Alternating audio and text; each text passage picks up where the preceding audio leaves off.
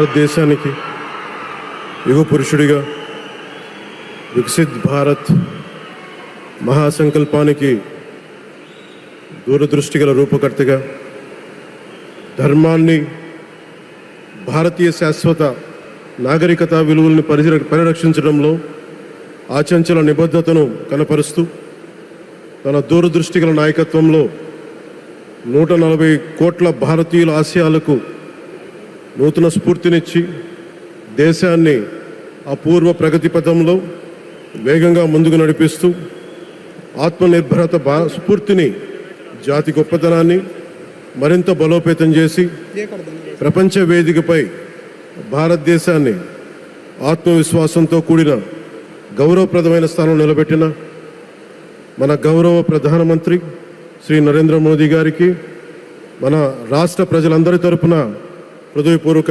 అభినందనలు తెలియజేస్తున్నాం.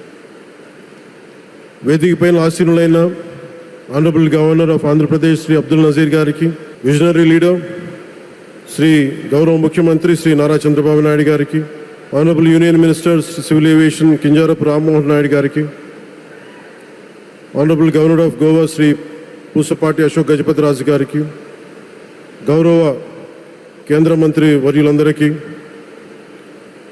సోదర సమానులు శ్రీ నారా లోకేష్ గారికి, ఈ కార్యక్రమానికి విచ్చేసిన గౌరవ మంత్రివర్యులు, పార్లమెంట్ సభ్యులు, శాసనమండలి సభ్యులు, శాసనసభ్యులు, విశిష్ట అతిథులు, ప్రజాప్రతినిధులు, ప్రభుత్వ అధికారులు, మీడియా మిత్రులకి అందరికీ, భారీ సంఖ్యలో విచ్చేసిన ప్రజలందరికీ, అలాగే ఈ వేడుకను వివిధ మాధ్యమాల ద్వారా వీక్షిస్తున్న ఆంధ్రప్రదేశ్ ప్రజలందరికీ, దేశ విదేశాల్లో ఉన్న భారతీయులందరికీ నా హృదయపూర్వక నమస్కారాలు తెలియజేస్తున్నాను. ఈ నేల బానిసగా ఉండదు, ఈ జాతి ఎవరికి తల వంచదని సవాల్ విసిరిన అసామాన్య విప్లవ వీరుడు అల్లూరి సీతారామరాజు గారు, ఆయన పేరు మన ఎయిర్పోర్ట్కి పెట్టడం చాలా చాలా స్ఫూర్తిదాయకం. As we dedicate this airport to the people, one thought comes to my mind. Alluri స్ఫూర్తి రెక్కలపై ప్రపంచాన్ని చేరే ఆంధ్రప్రదేశ్.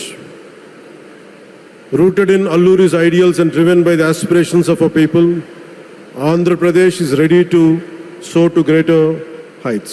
ఈరోజు మన గౌరవ ప్రధానమంత్రి నరేంద్ర మోదీ గారి చేతుల మీదుగా అల్లూరి సీతారామరాజు అంతర్జాతీయ విమానాశ్రయానికి జాతికి దీనిని అంకితం చేయటం ఆంధ్రప్రదేశ్ అభివృద్ధి ప్రస్థానంలో ఒక నూతన అధ్యాయానికి నాంది పలుకుతుంది.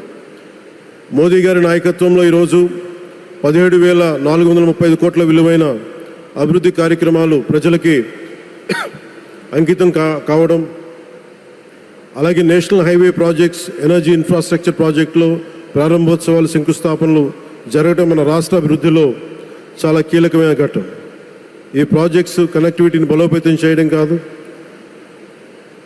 ఎనర్జీ సెక్యూరిటీని పెంచి ఇండస్ట్రియల్ గ్రోత్స్కి మరింత వేగాన్ని అందించి యువతకి ఉపాధి అవకాశాలు మెరుగుపరిచి ఆంధ్రప్రదేశ్ని మరింత వేగంగా అభివృద్ధి పదంలో ముందుకు నడిపిస్తాయి. ఒక దేశం కేవలం ప్రకటనలతో అభివృద్ధి చెందదు, ప్రజల కళల సాకారం అయ్యే మౌలిక సదుపాయాలతో అభివృద్ధి చెందుతుంది.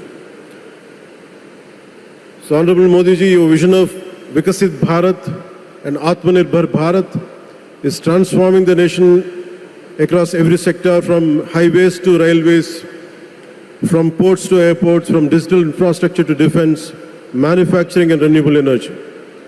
చరిత్ర కేవలం మన నిర్మించిన కట్టడాలను మాత్రమే గుర్తుంచుకోదు, వాటి ద్వారా నిర్మితమైన భవిష్యత్తుని గుర్తుంచుకుంటుంది. ఈ విషయం మీ నాయకత్వంలో ఆంధ్రప్రదేశ్కి లభిస్తున్న అభివృద్ధిలో చాలా చాలా స్పష్టంగా కనిపిస్తాం.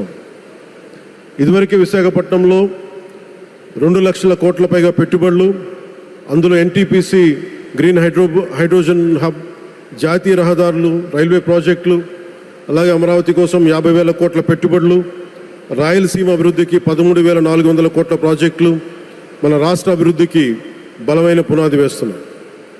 South Coast railway zone at Visakhapatnam ఏర్పాటు ద్వారా ఆంధ్రప్రదేశ్ ప్రజల చిరకాల ఆకాంక్షను సాకారం చేస్తుంది.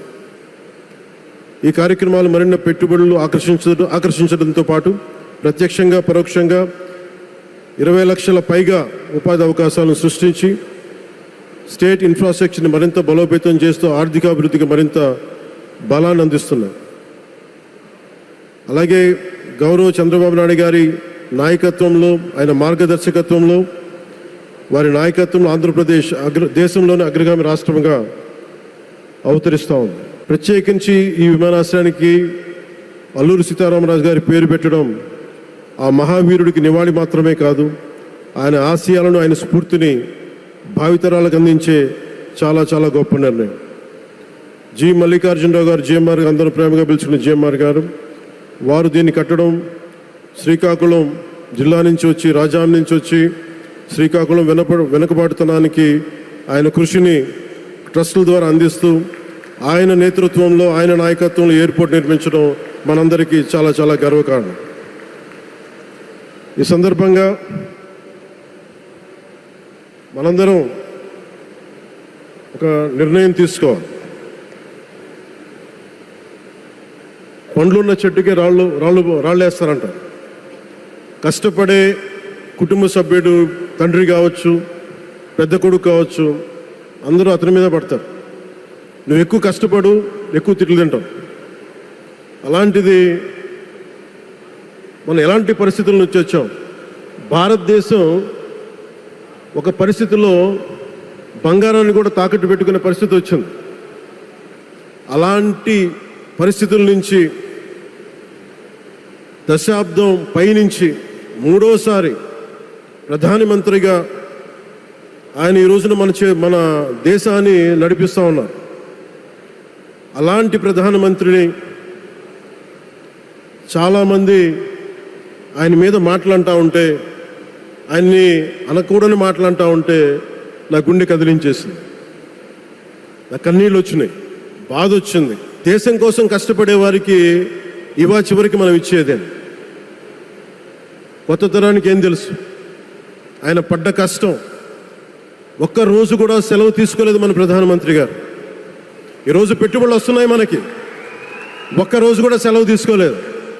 శత్రు దేశాలు, మన అభివృద్ధికి ఈర్ష్యపడే పశ్చిమ దేశాలు, వీటన్నిటినీ తట్టుకొని ఒకవైపు విదేశాల్లో ఉండే శత్రువులతో పోరాడాలి, దేశాన్ని అభివృద్ధి పదంలో తీసుకెళ్దామంటే అంతర్గత శత్రువులతో పోరాడాలి. అలాంటి వ్యక్తికి మనం ఇవ్వగలిగేది కేవలం మేమున్నాం, మీ వెంట, మీ మీద మాట పడితే అది మా మీద పడ్డట్టే, అదే మనం వారికి ఇవ్వాల్సింది.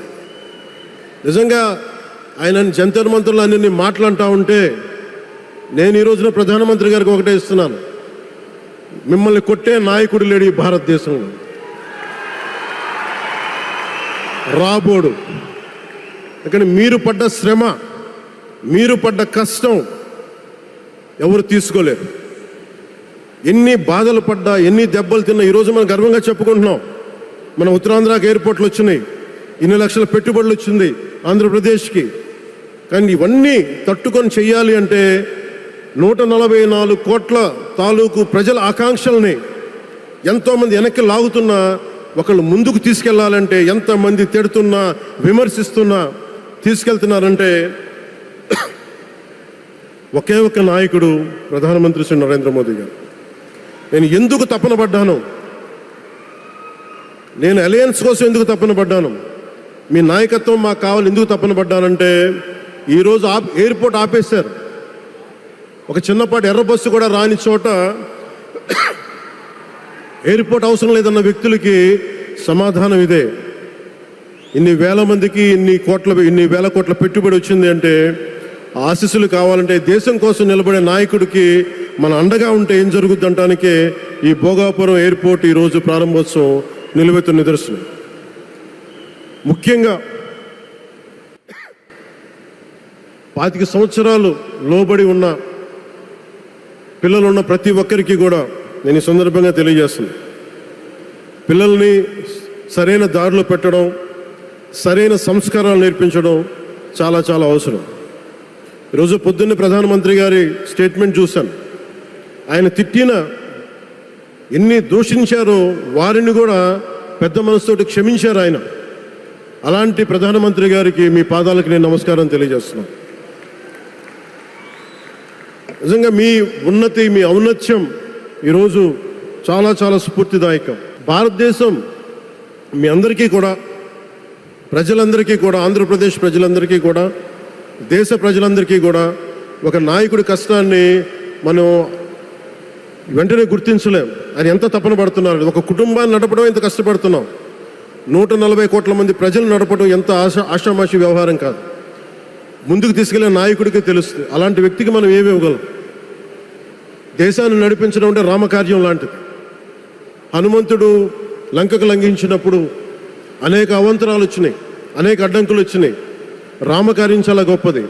అలాగే ఈరోజు ప్రధానమంత్రి గారు దేశాన్ని ముందుకు నడిపించేది బృహత్ కార్యం, చాలా మహాకార్యం అది. అలాంటి వ్యక్తికి మనం ఇవ్వగలిగేది, హనుమంతుడికి మనం ఏమి ఇవ్వగలం? నువ్వెంత గొప్పగా లంఘించావు, ఎంత కష్టపడ్డావు. ఏ దేవతకైనా ఇవ్వాల్సిన స్తుతే. వాళ్ళు మన నుంచి ఏమి కోరుకోరు. ఒక తల్లిదండ్రులకి మనం ఏం కోరుకోరు. అమ్మ నువ్వు మా కోసం కష్టపడ్డావు, నాన్న నువ్వు మా కోసం కష్టపడ్డావు అని. అలాగే ఈ దేశ ప్రధానికి, సెలవు తీసుకోకుండా పనిచేస్తున్న ఈ దేశ ప్రధానికి మనం ఇవ్వగలిగేది, మీరు మా కోసం ఎంత కష్టపడ్డారు, మీరు మా కోసం నిరంతరం ఎంత శ్రమ తీసుకున్నారని చెప్పడమే మనందరి కర్తవ్యం. అలాంటి గౌరవ ప్రధానమంత్రి గారికి మనస్ఫూర్తిగా మీరు అనుకున్నంత కాలం అధికారం మీరు వద్దంటే వదలాలి, కానీ అధికారం మీ చేతుల్లోనే ఉంటుంది. దానికి మేమందరం నిరంతరం కృషి చేస్తామని తెలియజేసుకుంటూ, భారతమాత ముద్దుబిడ్డ మన ప్రధానమంత్రి నరేంద్ర మోదీ గారికి ధన్యవాదాలు తెలుపుకుంటూ, ఒక్కసారి ఆయనకి ఇవ్వగలిగేది భారత్ మాతకి జయజయలు చెప్పుకుంటూ సెలవు తీసుకున్నాను. భారత్ మాతాకి. గౌరవ ప్రధానమంత్రి గారికి మరోమారు ధన్యవాదాలు తెలుపుకుంటూ, మీ ఆశీస్సులు మా అందరికీ కావాలి, రాష్ట్రానికి కావాలని తెలియజేసుకుని సెలవు తీసుకున్నాను. జై భారత్ అండ్ జై హింద్.